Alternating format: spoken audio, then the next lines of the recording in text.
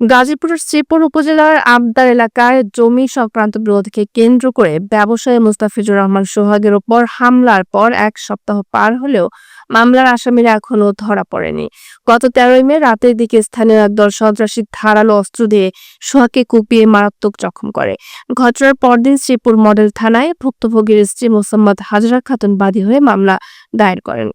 মামলার পর থেকেই আসামিরা প্রকাশ্যে ঘুরে বেড়াচ্ছে এবং মামলা তুলে নিতে সোহাগের পরিবারকে নানাভাবে হুমকি দিয়ে আসছে বলে অভিযোগ করেছেন ভুক্তভোগীরা। শনিবার দুপুরে সরেজমিনে গিয়ে দেখা যায় সোহাগের ছোট 2 ছেলে আতঙ্কে স্কুলে যেতে পারছে না। তারা ব্রাইট স্কলার মাদ্রাসায় পড়াশোনা করে। বড় ছেলে মিনারুর রহমান প্রথম শ্রেণীতে এবং ছোট ছেলে ইভান রহমান প্লে গ্রুপে পড়ে। পরিবারের সদস্যরা এখন ঘর থেকে বের হতে ভয় পাচ্ছেন। আর স্কুল যাইতে পারছি না, আমি স্কুলে যাবো না, যদি আমার মায়েরা ফেলা আমি যাবো না। তারপরে রফিকুল একজন আছে, ওনারা সবাই মিল্লা একসাথে হয়েছে, একটা দল গঠন করছে। ওরা দল গঠন করে ওনারা সবাই মিল্লা লোক মাধ্যমে আমার হুমকি দেওয়ার চেষ্টা করতেছে। হুমকি লোক মাধ্যমে আমার কাছে খবর পাঠাইতেছে। ওরা আমরা রাস্তায় বেরোলেই আমার বাচ্চা করে গুম করব, আমার মেরে ফেলার চেষ্টাও করতেছে। তারা মানে প্ল্যান করতেছে তারা। এখন আমি প্রশাসনের কাছে এটা আমি দ্রুত প্রশাসনের কাছে আমি নিরাপত্তা চাই। স্কুলতে আমি বাইরে যাইতেছিলাম, পরে স্কুলে আইসি আইয়া একটা পরীক্ষা গেছে গা।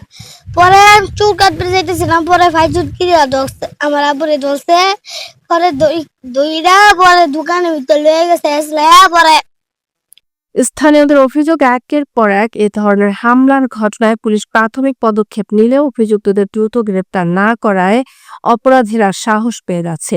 সোহাগ ভাইয়ের যে ঘটনাটা, এই ঘটনাটা তাদের আগের থেকেই পরিকল্পনা ছিল। এই দোকানে কমপক্ষে 10-15 জন মানুষের সামনে চার দোকানে বলে গেছে যে সোহাগকে 4-5 দিনের ভিতরে মেডিকেল পাঠানোর ব্যবস্থা করতেছি। এই জায়গায় এই কথাটা বলে যাওয়ার পরে 2 দিন পরে এই ঘটনাটা ঘটাইছে।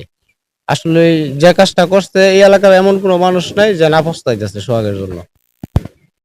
দোকানের ভিতরে নিয়ে দোকানে আটকে তারা মারধর করছে। এখানে আমি ফিরাইছি, ফিরে কুলাই পারছি না। তারপরে আমি আমার বার করে দিয়েছি, আমি আশা করছি।